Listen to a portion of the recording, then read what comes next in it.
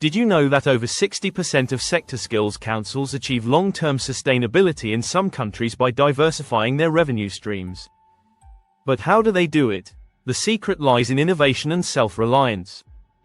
Welcome back to my channel, where we explore the world of technical, vocational education and training, including the driving forces behind workforce innovation.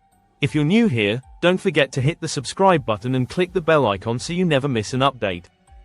As always, feel free to join the discussion in the comments below, and also check out my website for engaging blogs and free resources, link in the description below. In this session, we will explore the topic of sector skills councils sustainability and how SSCs can thrive beyond their initial funding. We will discuss different SSC models and how they shape sustainability strategies. How revenue-generating services keep SSCs operational. And we'll take a look at practical examples from around the world. Why is this important? Whether you're an industry leader, an educator, or a policymaker, understanding how SSCs achieve sustainability offers valuable insights into building robust skills systems and thriving industries. Let's start by exploring the different models of SSCs and how their structure influences their ability to sustain operations. SSC models and sustainability approaches. Sector skills council models vary greatly, but they all aim to balance their roles in skills development with financial independence. SSCs are tailored to meet their country's unique economic and labor market needs. These models influence how SSCs sustain themselves, particularly in generating revenue and maintaining operations over time. Let's examine the main SSC models and how they approach sustainability. The first type is the advisory model. SSCs under this model focus on consulting and guiding employers and stakeholders. Their activities often include advising on skills development strategies and labor market trends, but their ability to generate revenue is generally limited. For example, in Mozambique, SSCs act as policy advisors, guiding employers on sector-specific skills needs. Their primary funding comes from government budgets or international development agencies. Revenue generation is minimal, focusing more on policy influence than commercial activities. Next is the advanced advisory model, which builds on the advisory approach by engaging employers and industry stakeholders in developing national occupation standards. This collaboration allows SSCs to secure industry contributions as part of the funding process. For example, in Bangladesh, SSCs work closely with employers to co-fund the development of national occupation standards.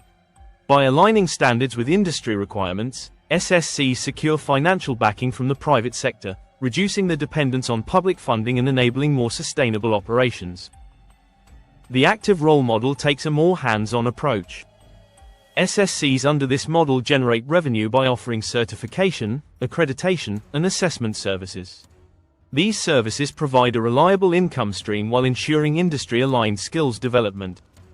For example, in Australia, SSCs are pivotal in accrediting training programs and certifying workers' competencies. These activities validate the workforce's skills and serve as a sustainable revenue source, allowing SSCs to remain financially independent and impactful. Finally, we have the supply-based model, where SSCs derive income through labor market interventions, often tied to industry-specific levies. These SSCs align closely with their sector's supply and demand dynamics to ensure consistent funding. For example, in Kenya, the tourism SSC sustains itself through a tourism levy, which funds training and skills development in the hospitality and tourism sectors.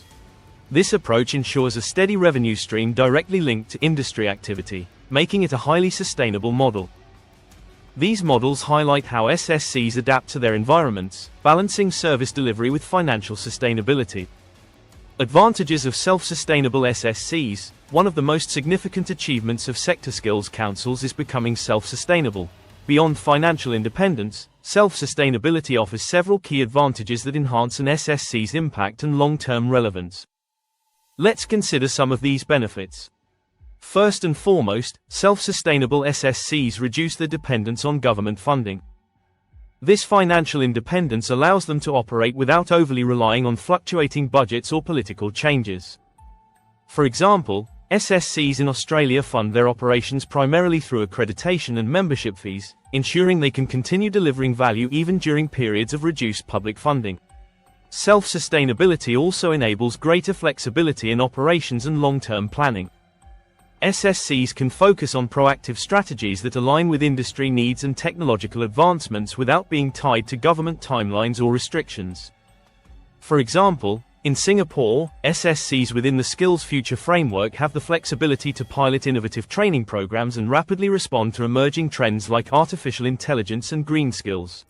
Another advantage is increased industry engagement.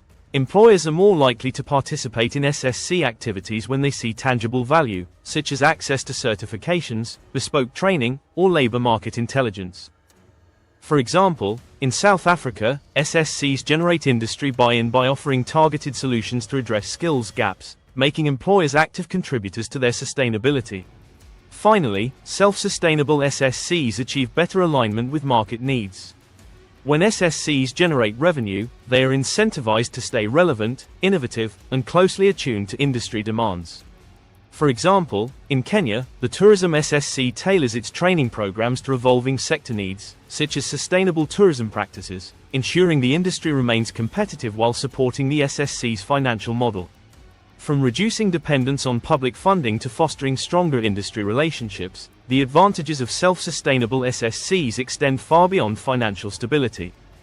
They enable SSCs to innovate, plan for the long term, and truly serve the industries they represent. Revenue-generating services offered by SSCs. One of the key ways sector skills councils achieve sustainability is through the diverse range of revenue-generating services they offer. These services help SSCs maintain operations and create value for industries, workers, and training providers. Let's explore some of the most impactful revenue streams and real-world examples. First, we have certification and accreditation services. SSCs often charge fees for certifying workers' skills or accrediting training programs to meet national or industry-specific standards. For example, in India, SSCs are critical in certifying workers' skills across various sectors, from IT to construction. Employers often pay for these certifications to validate their workforce's competencies, while workers benefit from enhanced employability. This model creates a win-win scenario where revenue generation is directly tied to industry needs.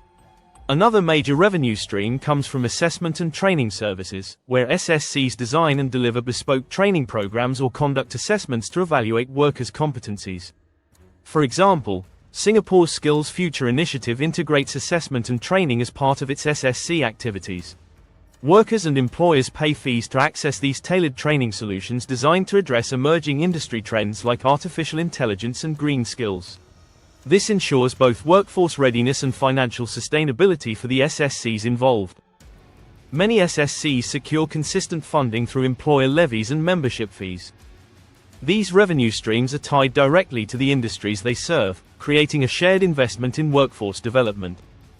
For example, in Kenya, the tourism SSC sustains itself through a sector-specific tourism levy.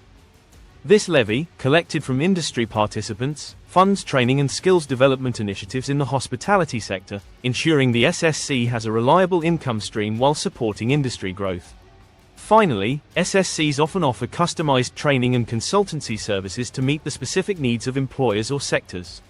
These services range from developing bespoke training programs to advising on workforce planning and skills strategies.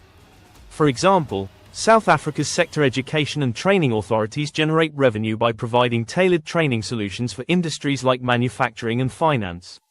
Companies pay for these services to upskill their employees, ensuring they remain competitive while supporting SSC sustainability. What makes an SSC sustainable?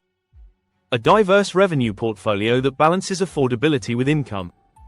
Strong governance and transparency to maintain trust. Continuous innovation to stay aligned with market trends. Looking ahead, digital transformation is reshaping how SSCs deliver services. From virtual certifications to AI-powered training solutions, SSCs embracing these trends are setting benchmarks for the future of workforce development. SSCs' revenue-generating services must show how they can stay financially independent while delivering immense value to their stakeholders. Challenges in achieving sustainability. While self-sustainability offers many benefits for sector skills councils, achieving and maintaining it isn't without challenges. Let's consider some key obstacles SSCs face as they strive to remain financially independent and impactful. The first challenge is balancing affordability with revenue generation. SSCs need to generate income through services like certifications, training, and consultancy, but these must remain accessible to workers and employers. For example, SSCs charge for certifications in India, but they must keep fees affordable to ensure workers in lower-paying industries can still access these opportunities. Striking the right balance is critical to sustainability and inclusivity. Another major challenge is maintaining industry trust while charging for services.